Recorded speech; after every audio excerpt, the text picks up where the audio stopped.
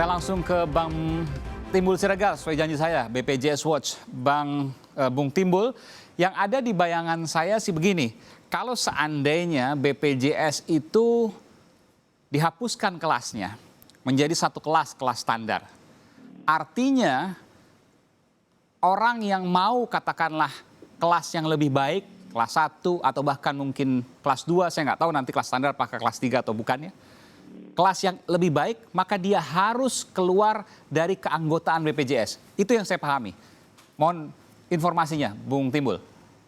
Ya, jadi justru dengan adanya penetapan kelas standar nanti ini ya, yang saya tadi katakan ada perdebatan, jadi justru lebih mendorong COB, Coordination on Benefit ya, koordinasi manfaat dengan asuransi kesehatan swasta itu lebih baik.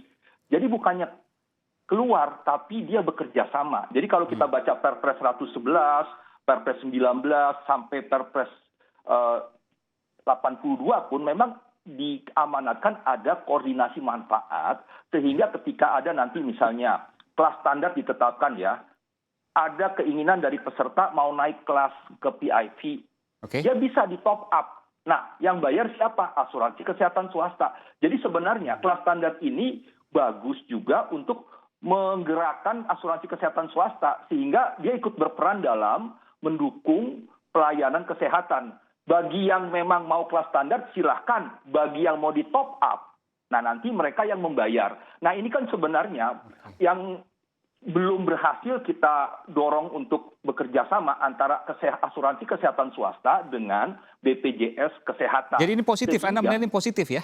Kalau menurut saya positif. Jadi begini, ya kalau pemerintah kan sebenarnya berniat mau menjadikan kelas standar itu memang tadi amanat Undang-Undang SJSN pasal 234. Kalau kita baca data ya di 2019, selama setahun di 2019 kemarin, dari 92 triliun biaya yang dikeluarkan untuk rumah sakit, itu yang namanya inasi bijis, 60 triliun itu adalah rawat inap tingkat lanjut, artinya rawat inap di rumah sakit. Nah, 32 triliun itu rawat jalannya.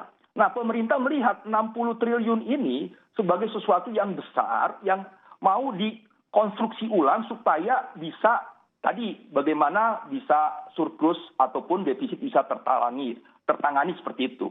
Nah, jadi persoalannya adalah memang bahwa pembicaraan kelas standar ini banyak manfaatnya juga menurut saya. Walaupun memang ada tadi perdebatan-perdebatan. Ketika ada pembicaraan soal kelas standar ini, seorang brigadir jenderal mengatakan, saya tidak mau disamakan dengan masyarakat miskin. Saya harus mendapatkan sesuatu dong lebih. Pekerja swasta demikian juga. Kami kan dapat kelas 1, kelas 2. Kalau sekarang nanti disamakan dengan rakyat miskin. Nah, ini kan juga menjadi persoalan yang menurut saya harus dicarikan solusinya. Jadi waktu itu saya bilang, yang saya tadi katakan, ada dua kelas standar itu, PBI dan non-PBI. Yang kedua, satu kelas. Nah, ini pun semuanya nanti juga harus kita kembalikan kepada fasilitas kesehatan. Saya ingin bertanya dulu, berarti kalau seandainya kita bicara kelas standar, maka asosiasinya arahnya adalah kelas 3 yang saat ini telah ada? Belum tentu juga. Jadi, belum tentu juga. Jadi, karena tidak mungkin kan hanya satu kamar 2 orang misalnya, seperti kelas 1 atau kelas VIP, kan tidak mungkin VIP hanya 1 orang. Kelas 1 lah, kelas 1 ada yang 2 orang misalnya. Tidak mungkin kan kelas standar hanya 2 orang, pasti kan lebih dari 2 orang, bisa 3 ataupun lebih. Artinya itu sama dengan kelas 3. Ya itu nanti kan makanya itu harus dikaji lebih dalam. Ya kalau rumus utamanya kan di pasal 34A Undang-Undang Dasar. Negara bertanggung jawab menyediakan fasilitas kesehatan yang layak. Nah, konteks layak ini harus diuji, dipikirkan. Nah, misalnya nih di Jakarta, kelas yang standar itu apa? Misalnya dengan kondisi memang cuaca dan sebagainya, minimal harus ada AC, kan begitu. Misalnya juga ruangan itu berapa kali berapa meter diisi oleh berapa pasien. Nah, itu kan harus dibicarakan, harus diteliti supaya jelas bahwa memang konteks layak yang diamanatkan dalam Undang-Undang Dasar itu bisa didapat oleh si peserta JKN. Saya ke Bung Mutakin. Bung Mutakin, apa yang di bayangan Anda, karena Anda nanti yang juga termasuk untuk membahas konteks layak yang disebutkan oleh Bung Timbul tadi. Berapa orang dalam satu kamar, kemudian bagaimana kondisi kamarnya, bagaimana pelayanannya. Mungkin Anda bisa sedikit menyampaikan informasi. Mungkin ini baru berupa usulan, karena memang belum diputuskan.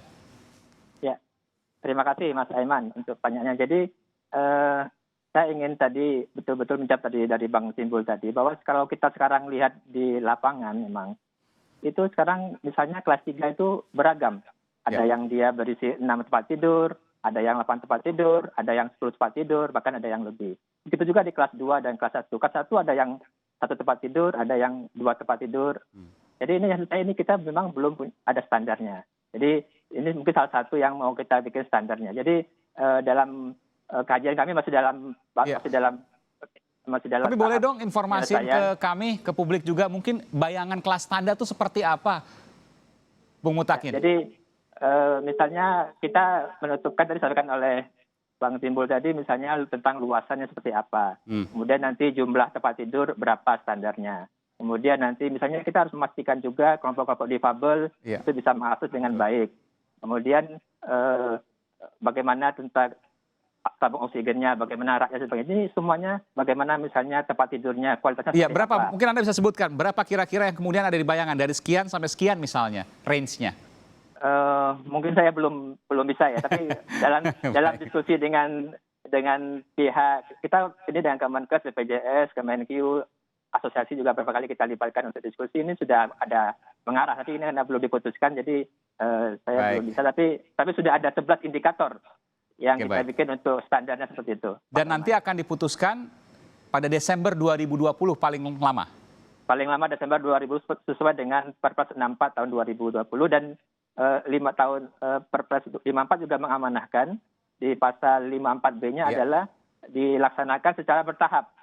Jadi mungkin tidak akan langsung kelas tunggal, tapi tadi yang disampaikan Bang Timbul mungkin masih ada, tapi ini kita akan bertahap. Jadi tidak akan langsung merubah. Karena betul rumah sakit sekarang masih butuh waktu dan persiapan untuk perubahan. Oke, baik. Apalagi sekarang tengah pandemi, jadi ada konsentrasi yang lain. Baik, nanti kita akan lanjutkan karena ini perbincangan yang menarik sesungguhnya terkait dengan perubahan yang saya boleh katakan radikal terhadap BPJS, ya, perubahan yang sangat besar yang nanti kemudian akan dialami oleh para peserta BPJS yang jumlahnya ratusan juta orang. Terima kasih Bung Mutakin dari DJSN, Dewan Jaminan Sosial Nasional, dan juga BPJS Watch, Bung Timbul Siregar. Terima kasih. Lain kali kita akan sambung perbincangan kita. Terima kasih. Baik. Terima kasih Mas Eman. Terima kasih. Selamat malam.